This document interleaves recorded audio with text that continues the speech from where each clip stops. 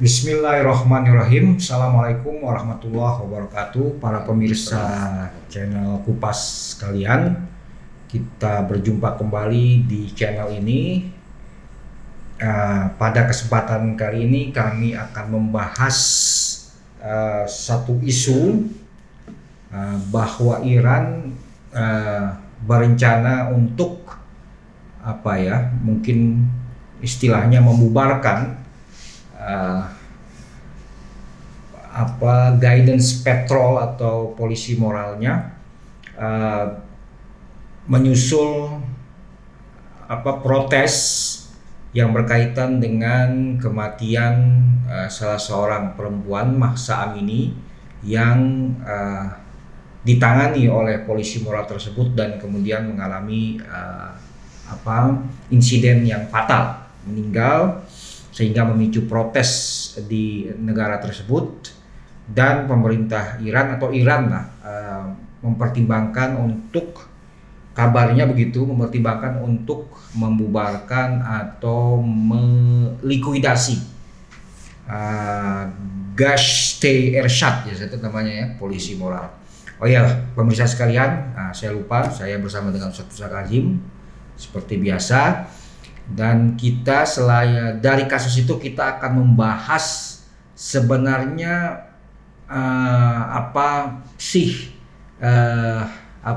mungkin bisa dikatakan sebenarnya apa sih syariat, bagaimana sih syariat Islam bisa ditegakkan. Ada kata-kata dalam Al-Quran yang sering diungkapkan sebagai dalih dari tanda kutip paksaan-paksaan dalam beragama. Ya, mungkin juga kalau di Indonesia kita melihat seperti pemberangusan tempat-tempat hiburan malam atau tempat-tempat minum dengan dalih ayat ini yang sangat terkenal, istilahnya itu al-amru bil ma'ruf wan nahyu 'anil munkar. Nah, sebenarnya bagaimana konsep al-amru bil ma'ruf wan nahyu 'anil munkar dalam Islam itu, dan bagaimana sebenarnya konsep hukum Islam, penegakan hukum Islam, dan apa saja hukum-hukum Islam yang bisa ditegakkan di bumi ini. Oke, sebelumnya saya ingin konfirmasi, apa benar memang ada kabar bahwa Iran mempertimbangkan untuk melikuidasi polisi moralnya? Karena juga ada bantahan-bantahan dari pejabat, analis. Yang saya dengar dan sudah muncul di media Iran sendiri itu adalah evaluasi dan pertimbangan tentang kinerja dan juga mungkin keberadaan polisi moral itu sendiri. Karena sebagaimana yang kita ketahui, apa yang disebut sebagai polisi moral atau aparat penegak undang-undang atau penegak syariat itu kan baru belakangan ada, kurang lebih di akhir era Khatami tahun 2003 dan di awal era Ahmadinejad. Terus kemudian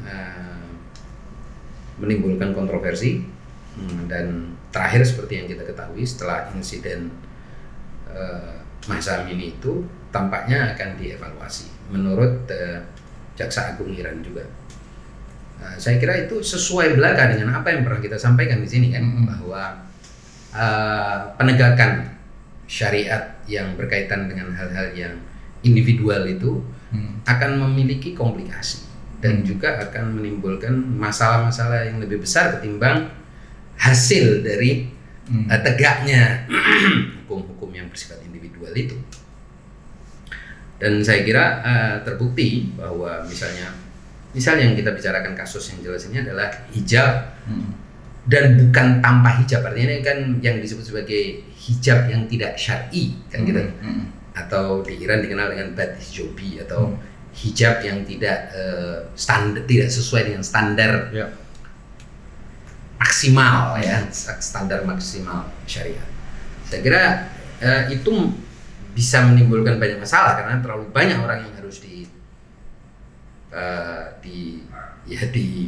patroli dan terutama di wilayah kota besar seperti Teheran, khususnya Teheran Utara, itu sudah terlalu banyak orang yang pernah ke Iran akan melihat dengan jelas dengan mata kepala yang telanjang bahwa terlalu banyak orang yang terlihat rambut depannya dan menggunakan kerudung itu secara tidak, kalau di Indonesia kan ada istilah jilbab syar'i. Iya, tidak full lah ya. Tidak syar'i menurut orang Indonesia, itu pun ada masalah ya dengan istilah syar'inya. Ya, istilah syar'i itu sendiri jadi problem karena akhirnya kan seolah-olah kamu beli jilbab saya yang syar'i yang sudah dapat sertifikasi syariat kan gitu.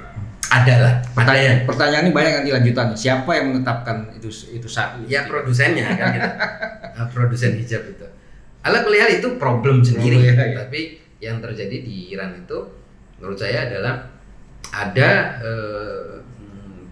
penentangan dan terlihat sekali remaja Iran di wilayah di kota besar seperti Teheran, khususnya Teheran Utara, yang dianggap sebagai kelas menengah ke atas itu, mereka terlihat dengan mata kepala kita, terobservasi dengan kelihatan bahwa mereka sangat banyak yang tidak menggunakan jilbab dengan sesuai lah.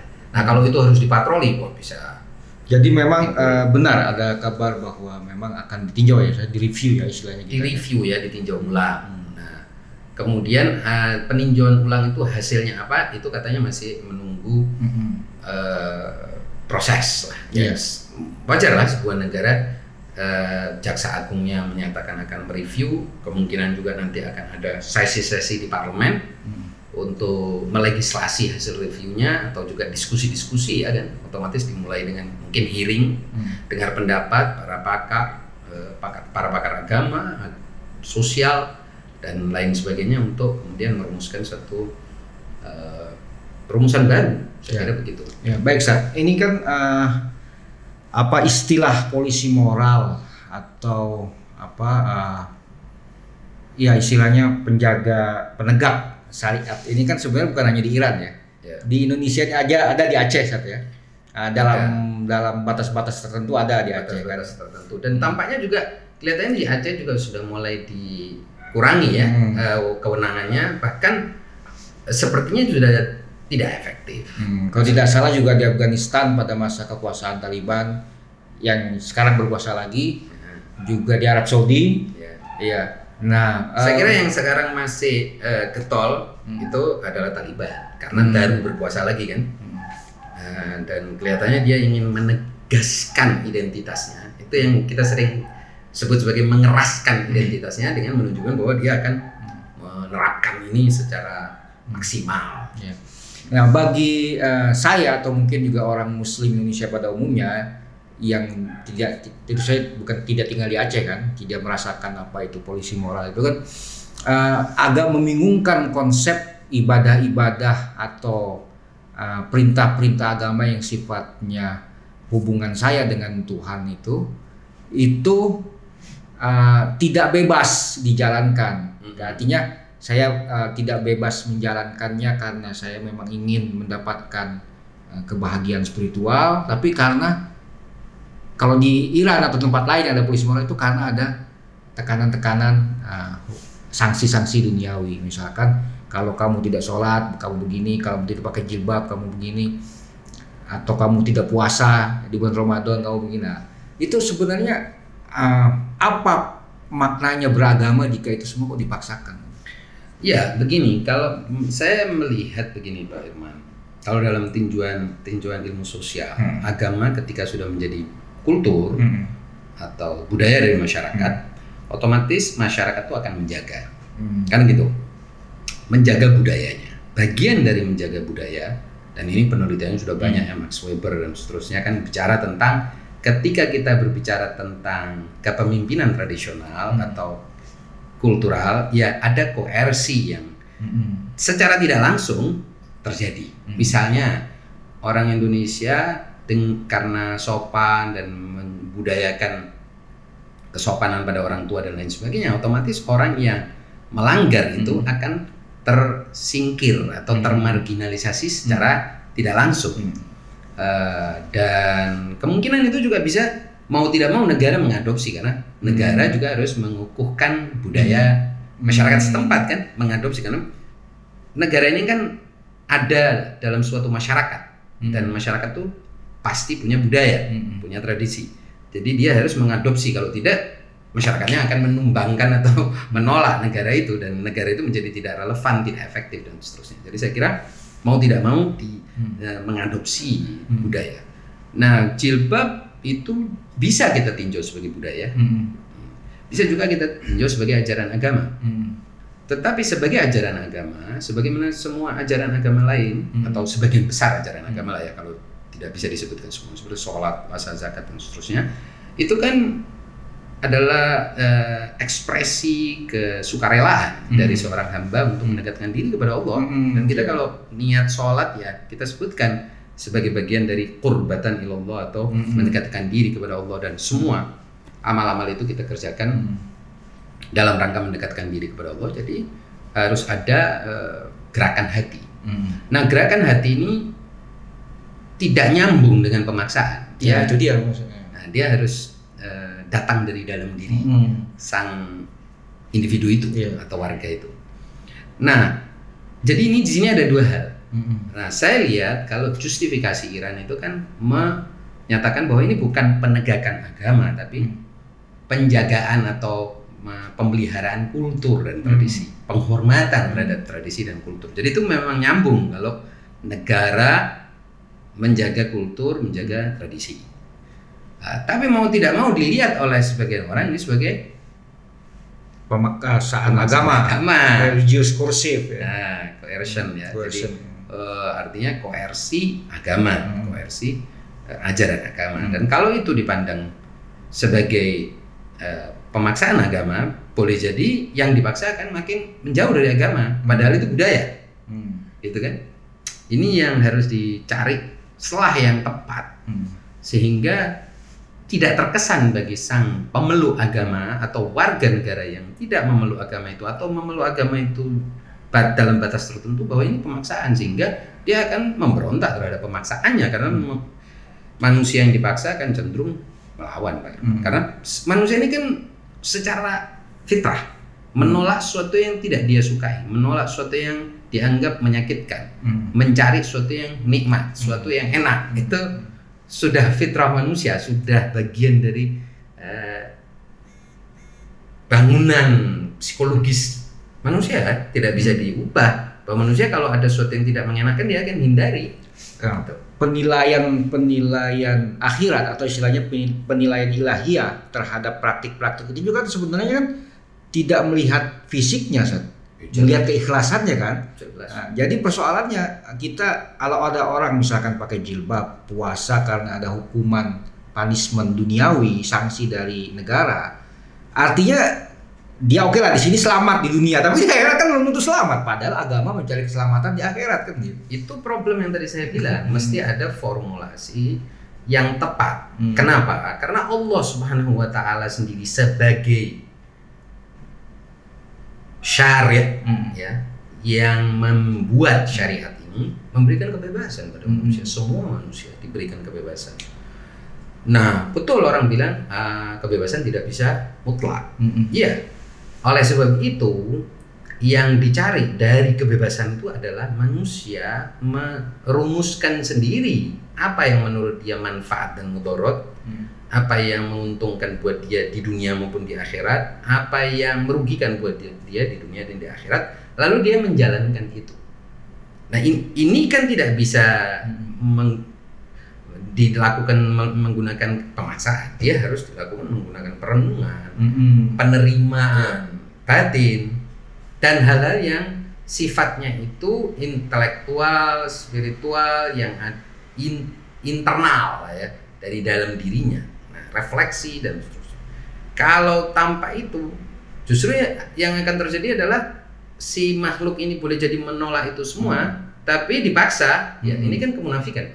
Justru hasil akhirnya adalah munafik melakukan sesuatu yang dia tidak yakini, dia tidak percaya itu manfaat, tapi terpaksa dia lakukan. Ya, dan dia tidak menemukan kedamaian, kebahagiaan dalam melaksanakan agama itu kan. Ya, padahal tujuan agama kan memberi kebahagiaan spiritual, Ya, ketenangan, kesempurnaan. Mm-mm. Nah, justru sebaliknya itu menjadi api dalam sekam. Setiap Ya. saat dia menemukan kesempatan, dia akan obrak-abrik semua itu. Nah, problemnya inilah mengapa Allah Subhanahu wa taala memberikan kebebasan berkehendak bagi semua manusia agar di bumi ini dia bisa merumuskan sendiri baik dan buruk itu dan membaca tuntunan ilahi. Oh, ini menurut Allah baik. Oke, menurutku gimana? Ya kamu pikirkan dong, gitu kan. Nah, kalau itu menurutmu baik, jalankan. Nanti kamu akan dapat reward di akhirat. Nah, berdasarkan penjelasan antum, berarti sebenarnya ada dua syariat Allah ya. Ada yang memang syariatnya syariat Allah murni gitu, yang kita tidak tahu maksud saya yang kita harus bumikan gitu kan. Nah, ada syariat yang memang harus dibumikan gitu kan, yang menjadi hukum-hukum duniawi. Apakah begitu dalam konteks Islam? Ya, mungkin bukan ada dua syariat Allah. Syariat Allah satu. Syariat Allah yang datang kepada Nabi Muhammad itu satu. Di dalam syariat Allah ada bagian yang bisa kita sebut sebagai hukum-hukum yang ada balasan-balasan duniawinya. Harus ada hukuman duniawinya. Itu biasanya yang terkait dengan kehidupan sosial. Kalau tidak salah itu seperti misalnya ada 4 ya, umpama yang menurut para sarjana Islam baik Sunni maupun Syiah ya, itu adalah pertama tentang membunuh. Membunuhnya ada hududnya, ada balasan korporalnya ya, balasan duniawi. Ya.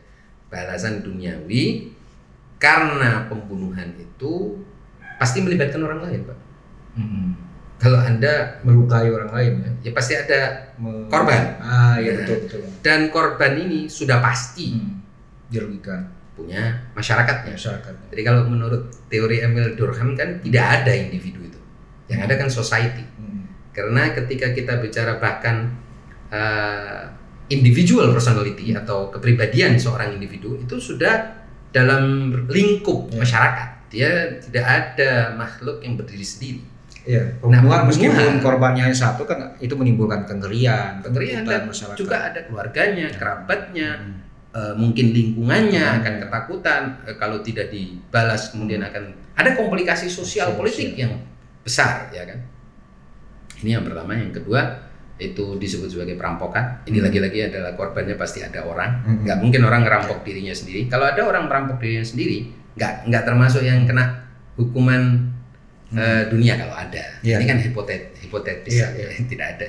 Jadi perampokan atau perampasan hak. Jadi dalam perampokan ini juga bisa perampasan hak, pendudukan, penjajahan. Ini semua masuk dalam kategori ini. Nah, ini pencurian apalagi? Pencurian. Nah, ini semua masuk dalam kategori di mana korbannya adalah pihak lain. Yang ketiga adalah perzinahan. Nah, di dalam perzinahan itu kita harus ingat yang dimaksud perzinahan di dalam istilah agama itu adalah agresi seksual. Jadi kalau sekarang orang bilang, ya tapi gimana kalau senang sama senang? Wah, itu sangat relatif senang sama suka sama suka. Karena sekarang bahkan di dalam hukum positif pun kan ada istilah pelecehan seksual, Pak. Artinya ada orang yang merasa tidak melakukan kekerasan seksual atau agresi seksual, tapi korbannya merasakan itu sebagai pelecehan, merasakan itu sebagai penghinaan atau. Jadi istilah zina itu harus kita tarik dari mulai ekstrim yang paling keras yaitu pemerkosaan sampai kepada pelecehan seksual yang sifatnya itu non fisikal, mental ya, pelecehan seksual, sexual harassment, verbal, lebih psikologis, verbal dan lain sebagainya. Dan dalam hukum positif pun dianggap sebagai kekerasan seksual, masuk dalam kategori kekerasan seksual. KDART itu kan ada yang juga kekerasannya bersifat verbal dan psikologis, tekanan psikologis dan seterusnya. Jadi tidak harus fisik.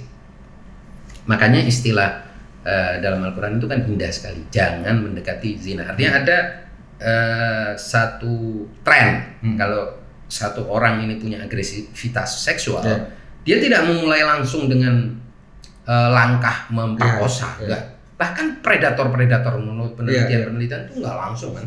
Iya. Nggak langsung Pak Irman, dia langsung. Biasanya dia melecehkan. Enggak, dia biasanya mengepil dulu, Oh, iya. mentis, Iya, mentis. melakukan sapaan-sapaan dan lain sebagainya sampai menemukan korbannya makin bisa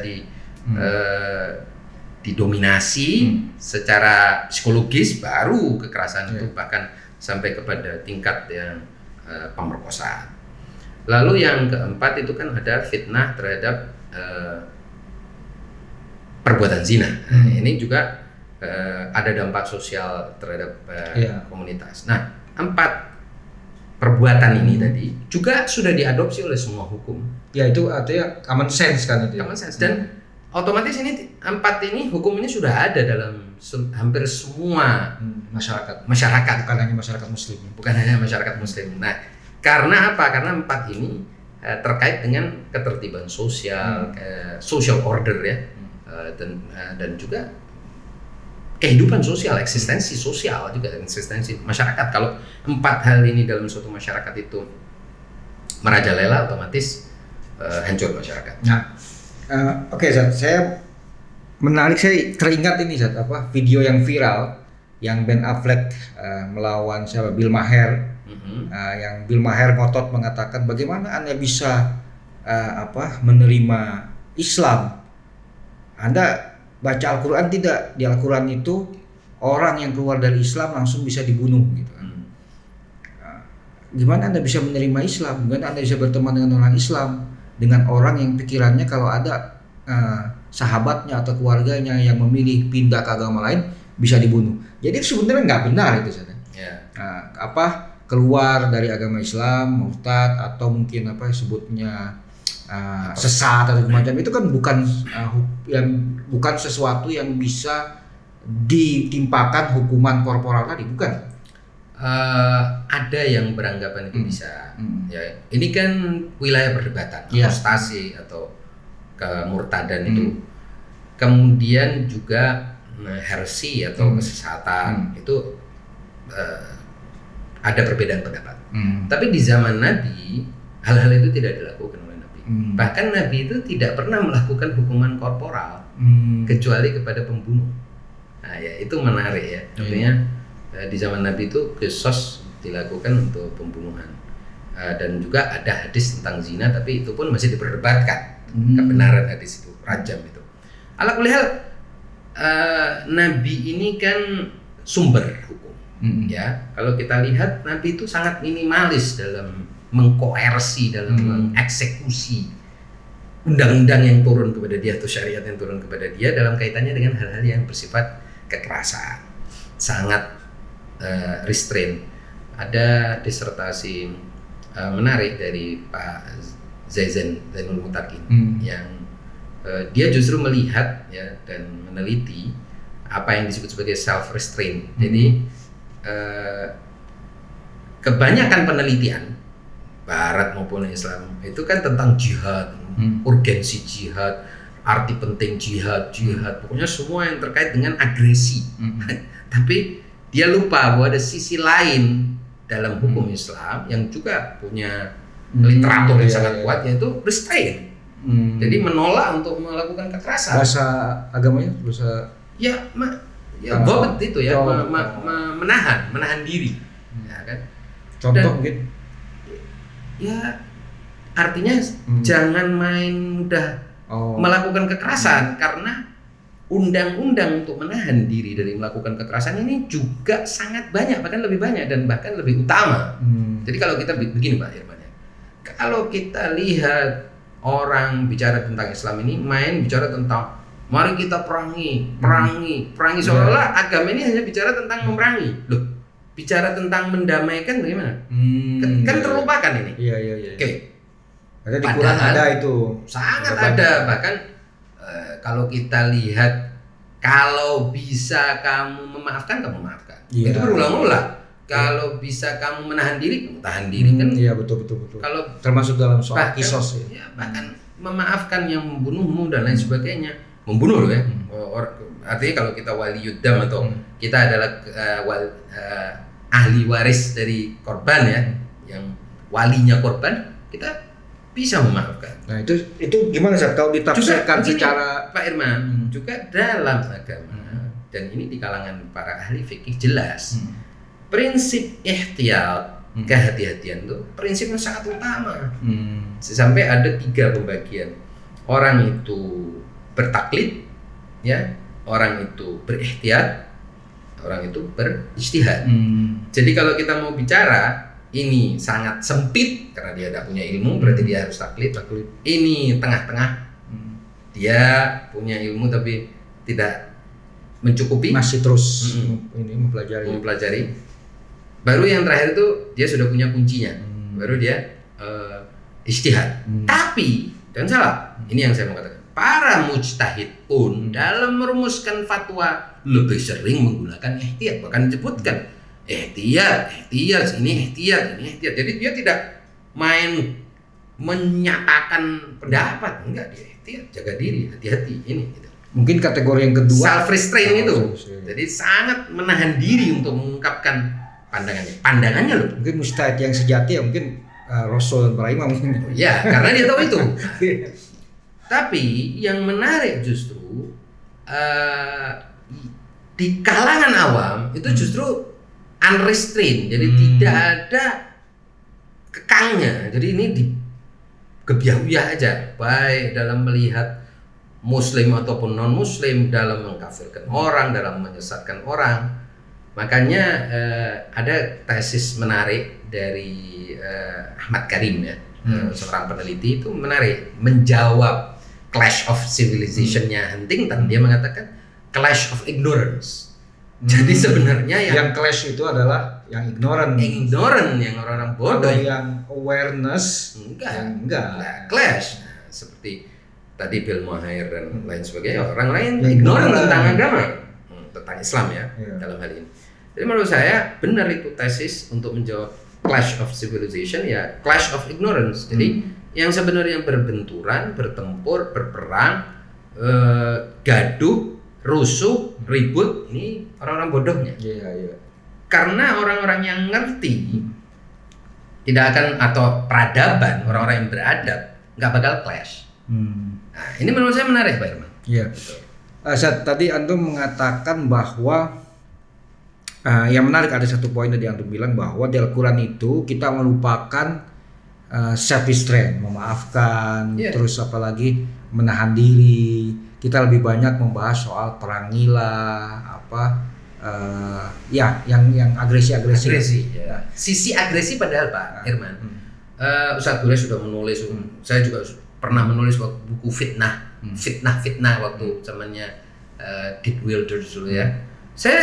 Kita lihat tuh seluruh ayat yang bicara tentang perang itu mesti diakhiri dengan apa? Jangan melampaui batas, jangan mengagresi, jangan. Jadi bahkan perintah perang pun selalu ditutup dengan klausa tentang jangan berlebihan, jangan melampaui batas. Nah, itu bagaimana saat kalau kita memberi ini kan bagaimanapun ya, kita kan tidak bisa berhenti untuk terus memahami Al-Quran, ya kan,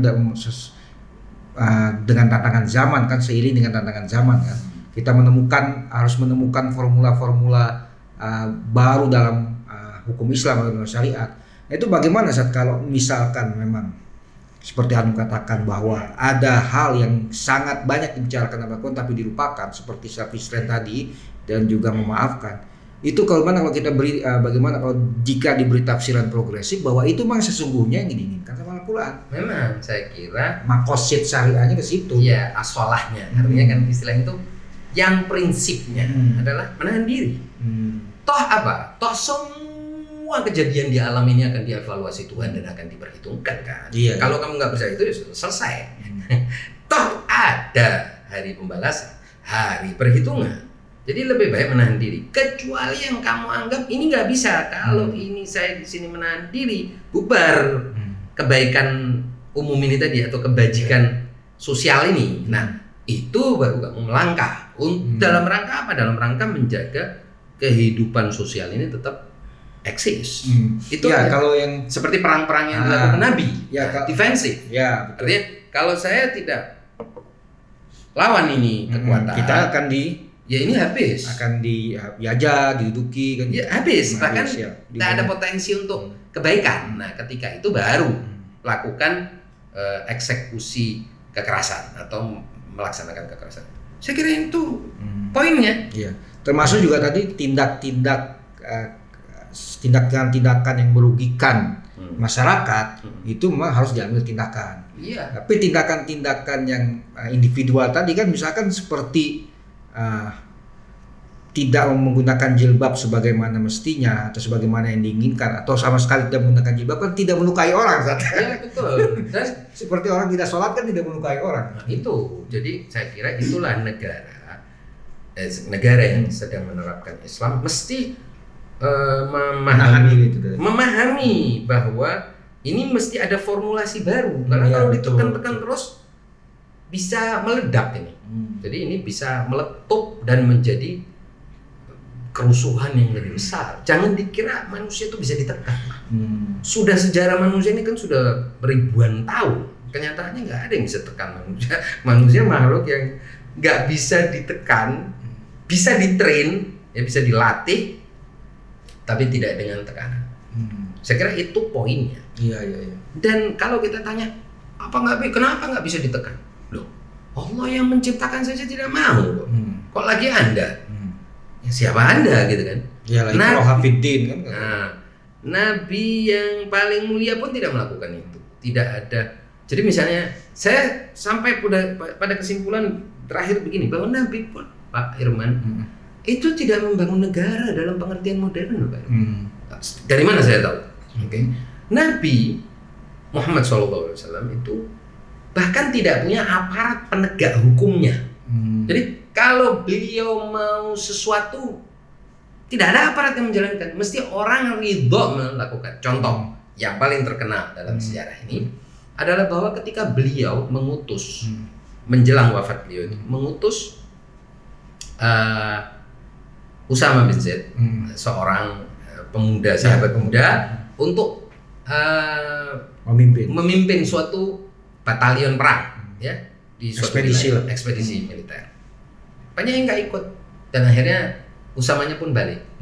Nggak ada tuh polisi moral, takzir, ini sanksi, ewol, pengejaran. Jadi disersi. Nah, kalau dalam mazhab ada yang mengatakan bahwa Nabi ini sudah menyatakan siapa pemimpin setelahnya dan di depan umum dan di banyak orang yang melihat, perintahnya jelas bahwa inilah yang pemimpin setelahmu dan seterusnya. Toh Nabi tidak menerapkan itu dengan aparat. Kalau Nabi itu punya negara dalam pengertian sekarang, seperti presiden-presiden yang sekarang, lah itu begitu sudah diperintahkan ada yang jalanin, sudah gak perlu dia. Nah ternyata tidak. Jadi maka itu ada benarnya orang yang mengatakan bahwa Nabi tidak membangun negara Islam karena tidak ada aparatnya, tidak ada polisinya. Jadi, yang dibangun apa sih? Kesadaran. Kesadaran. Yang dibangun adalah harapan untuk sesuatu yang lebih baik. Ya, makanya ayat setelah la ikraha fiddin qad tabayyana rusdu. Betul. Dan jadi ya kalau orang yang orang yang hatinya bersih, open minded ya pasti menerima kebenaran kan. Iya, dan kenyataannya nabi yang terdahulu pun begitu. Nabi-nabi terdahulu seperti Nabi Ibrahim, Nabi Musa yang paling banyak diceritakan dalam Al-Qur'an juga kan membangun umat kan tidak dengan kekerasan dalam pengertian negara itu. Kalau negara dalam pengertian negara, kalau negara itu kan ada represi, alat represi negara, istilah itu ya. Ini bagi mereka yang tahu paham maksudnya. Artinya alat untuk menjalankan undang-undang, hukum-hukum positif dan sebagainya, itu alat represi negara. Para nabi tidak ada. Dan Nabi Rasulullah juga tidak melakukan itu.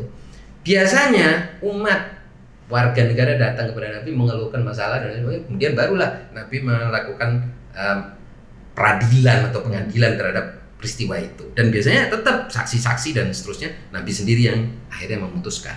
Tapi tidak ada aparat yang nangkep pencuri, nggak ada aparatnya. Karena kita nggak baca itu dalam sejarah. Tidak ada kepala polisi Madinah, tidak ada kepala polisi wilayah-wilayah yang dikuasai Nabi, tidak ada jaksa-jaksa dan seterusnya. Nah, jadi Nabi tidak mencetuskan itu. Jadi istilah modern negara dikelopkan, mergerkan dengan agama ini menimbulkan komplikasi baru karena itu istilah baru, itu penemuan modern. Nah, Nabi seperti Nabi Musa, Nabi Ibrahim, ketika menghadapi pembangkangan umatnya kan nggak dihabisin pakai kalau tentara, pakai polisi. ya polisi. Nah, Jadi bedanya polisi sama tentara kan, tentara untuk menghadapi ancaman luar, ancaman dari luar. Kalau polisi ketertiban sosial. Tapi kan nabi-nabi itu tidak membangun ketertiban sosial ya. Yang menginginkan kesadaran. Pertanyaannya sampai kapan? Ya nggak apa-apa. Ini kan manusia ini pada akhirnya Allah Subhanahu Wa Taala menciptakan bumi ini, menciptakan dunia ini untuk pendidikan. Ada yang lolos nggak pakai dipantau langsung, tidak pakai dipelototin, tetap nggak nyontek, nggak korup, nggak bohong, nggak, dialah yang mendapatkan kehormatan kehidupan saya. Yang melakukan semua itu, nggak layak. Nah gitu aja. Dan ini pilihan. Iya. Nah ini yang mungkin banyak orang gagal untuk betapa Allah itu penuh dengan kasih sayang dan penghormatan sebetulnya terhadap manusia. Jadi Allah Subhanahu Wa Taala melihat manusia itu punya potensi untuk mengalami perkembangan dan kesempurnaan yang luar biasa. Tapi kalau kita lihat, tapi kenyataannya ya sudah nggak apa-apa. Kan memang Allah nggak punya timing khusus. Jadwal sudah habis. Nah, kita yang suka ngarang itu. Kita yang suka ini kan. Kita pengen cepat. Kasih deadline cepat. Karena kita kapan gitu. Saya kira di sini. Menarik, Seth. Jadi saya pikir itu udah kesimpulan tadi antum misalnya. Jadi saya nggak perlu tanyakan lagi kesimpulan apa. Demikian para pemirsa sekalian, perbincangan kami tentang kasus Iran yang kita tarik ke gambaran yang lebih besar tentang bagaimana semestinya hukum syariat ditegakkan atau bagaimana konsep al-amru bil ma'ruf wan nahyu anil munkar itu bisa dibumikan. Demikian billahi taufiq wal hidayah. Wassalamualaikum warahmatullahi wabarakatuh. Waalaikumsalam.